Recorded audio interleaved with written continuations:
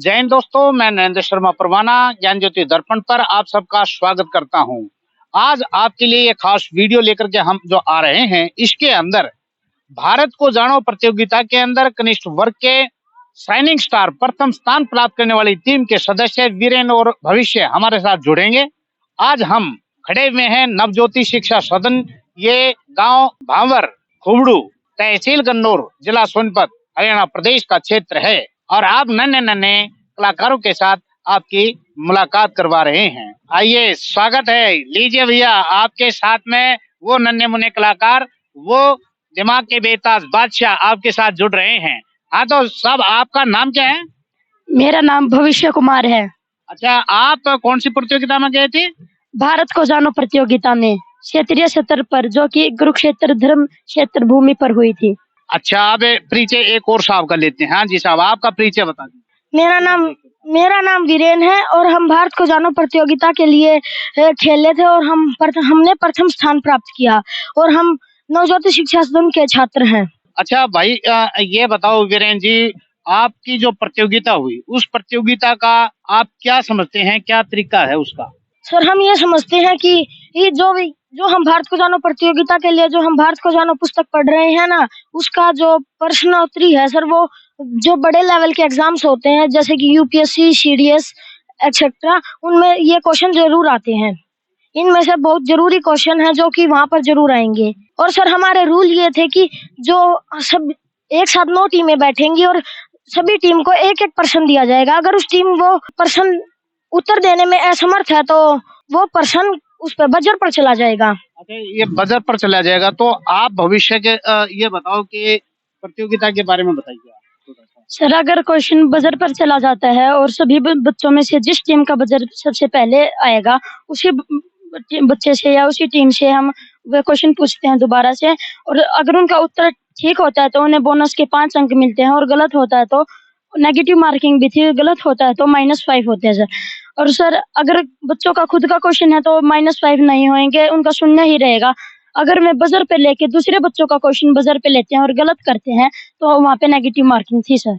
अच्छा, ये बताओ, अभी आप लोग जो है फर्स्ट आए हैं हरियाणा और दिल्ली के अंदर, तो महसूस कैसा कर रहे हैं? इसके लिए आपकी तैयारियां कैसी रही? सर, हम बहुत अच्छा महसूस कर रहे हैं और हमारी तैयारियां बहुत अच्छी रही और इसमें हमें सहयोग किया हमारी मैम शैलजा ने। अगर वो नहीं होती तो हमारी ऐसी तैयारी नहीं होती तो ऐसे हम अच्छा, ये बताओ, तुम्हारे को जब तैयारी कर रहे थे तो कभी आप परेशान भी हुए थे क्या? परेशानी भी हुई? सर, जब हम पूरे दिन पढ़ते थे तो सर एक बार लास्ट पीरियड में जरूर सर थोड़ी परेशानी होती थी, लेकिन सर हमें उस परेशानी से मुक्त करने के लिए हमारे सर हमें गेम पीरियड प्रदान करते थे। अच्छा, गेम दे देते थे आप लोगों को? अच्छा भाई, ये बताओ, पढ़ते समय आप किन बातों का ध्यान रखते हो? सर, पढ़ते समय हम इन बातों का ध्यान रखते हैं कि हमारे इर्द गिर्द जो भी घटनाएं हो रही हैं, हमें उन पे ध्यान ना देते हुए जो हम पुस्तक हाथ में ले हुए हैं, वो हमें सरस्वती माँ का स्मरण करके अच्छे से पढ़नी चाहिए और ध्यान लगा के पढ़नी चाहिए। तो अगर हम इतना अच्छे से ध्यान लगाएंगे तो एक बार ही प्रश्न पढ़ने से हमें वो बहुत अच्छे से हमारे दिमाग में फिट हो जाएगा। अच्छा, वीरेन से हम पूछते हैं कि जब आप पढ़ते हैं तो किन बातों का ध्यान रखते हो? सर, हम इर्द गिर्द चलने वाली चीजों पर ध्यान देते हैं और हम हमेशा एकांत में पढ़ते हैं। एकांत में पढ़ते हो? एकांत में पढ़ते बोर नहीं होते? 10 मिनट का या 5 मिनट का हम ब्रेक ले लेते हैं, थोड़ा सर टहल लेते हैं और जो हमें सर कुछ फल फ्रूट या कोई पानी भी कुछ पीना हो तो सर हम वो करते हैं। यस सर, कुछ भी खाना पीना। ये जो आप लोगों ने फर्स्ट आए हो तो कितने एक्साइटेड हो? सर, हम बहुत एक्साइटेड हैं। आगे क्या करोगे? सर, अब हम आगे नेशनल लेवल के लिए तैयारी करेंगे और जो नेशनल लेवल कंपटीशन हमारा नोएडा में होगा। अच्छा, ये बताओ भविष्य की जो तुम्हारा तैयारी का तरीका आगे क्या है? वैसे सीक्रेट है, लेकिन अगर बताना चाहो तो बता सकते हो। सर, हमें जैसा कि पता लगा है कि 60% हमारा बुक से आएगा और 40% करंट अफेयर, तो उसकी तैयारी के लिए हमें डेली न्यूज देखनी पड़ेगी सर, अखबारों से बहुत सारी जानकारियां अर्जित करनी पड़ेगी और ल्यूसेंट जीके की बुक पढ़नी पड़ेगी सर। और सर, हमें जो हमने अपनी बुक से जो क्वेश्चन लर्न किए हैं उनसे सर हमें और भी एक्स्ट्रा काम करना पड़ेगा ताकि हम नेशनल लेवल पे भी प्रथम स्थान हासिल कर सकें। आपने अपनी तरफ से क्या तैयारी करनी है?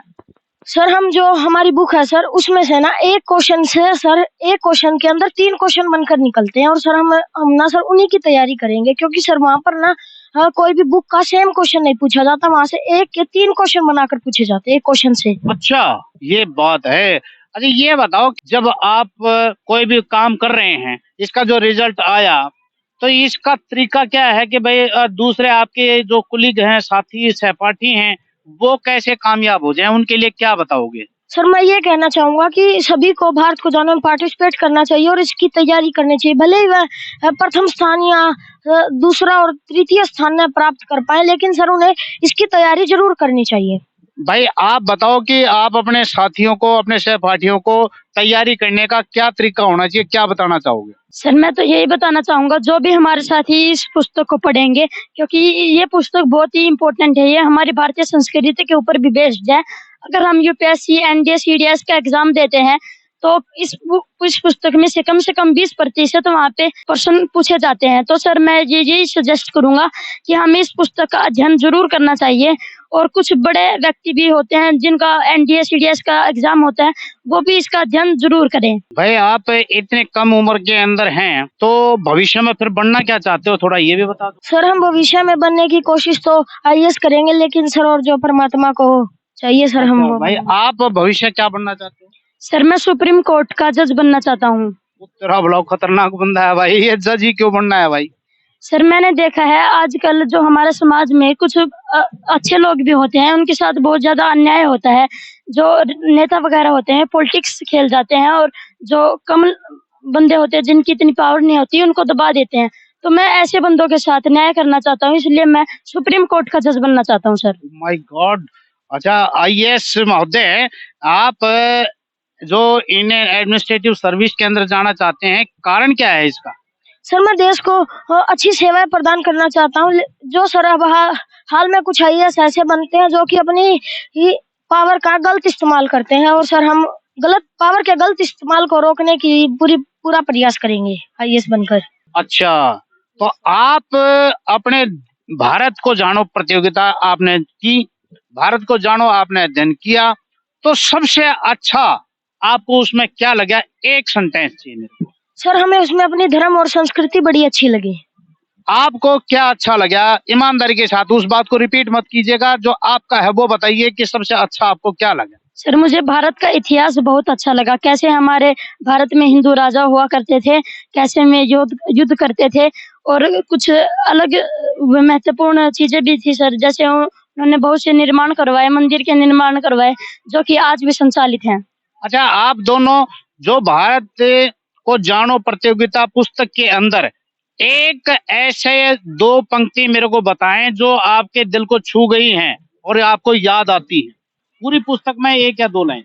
सर हमें उन महापुरुषों के लिखे हुए कथन बहुत याद आते हैं। वो कथन आपको जो भी याद हो वो बताओ। सर जैसे कि सुभाष चंद्र बोस ने अपना कथन दिया, तुम मुझे खून दो मैं तुम्हें आजादी दूंगा। आपको उस पुस्तक का महावाक्य कोई आपको याद आता हो जो आपके दिल में अब भी बसा हुआ हो, वो एक पंक्ति मुझे बताएं।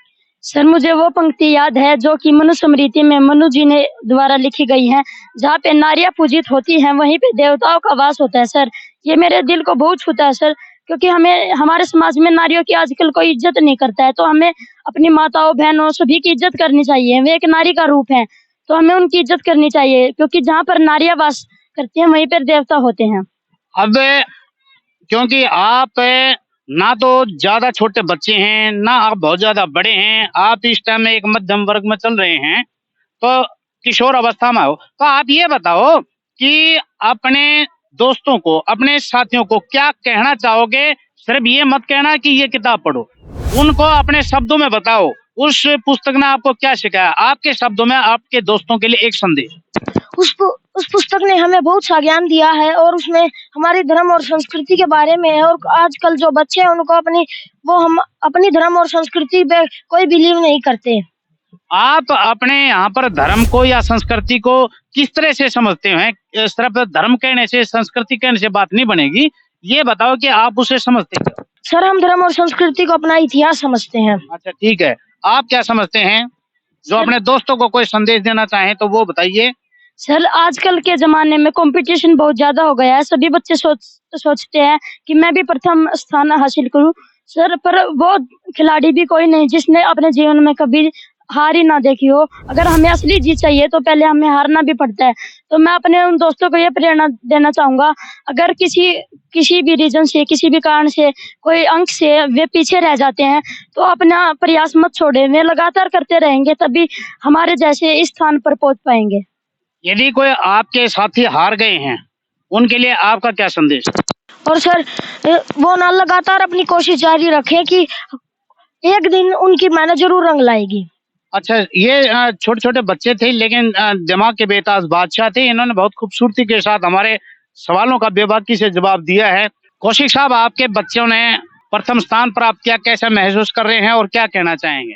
मुझे बहुत अच्छा लग रहा है और बच्चे मेहनत कर रहे हैं।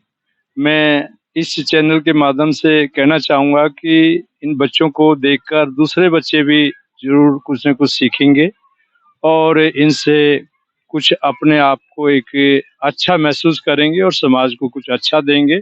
ऐसा हमारा प्रयास है और ऐसा हम महसूस कर रहे हैं। जो हम बच्चों को तैयारी कराते हैं उसके लिए क्या हम प्लानिंग क्या करते हैं सर? किस प्रकार से उनको तैयारी करनी चाहिए? बच्चों के लिए क्या व्यवस्था होनी चाहिए? उनके दिल में, उनके दिमाग में कार्य व्यवस्था कैसे सुनिश्चित? सर इसमें तो बच्चों की अपनी खुद की मेहनत है। ये प्लान अपने आप करते हैं और अपने आप गोल लेते हैं।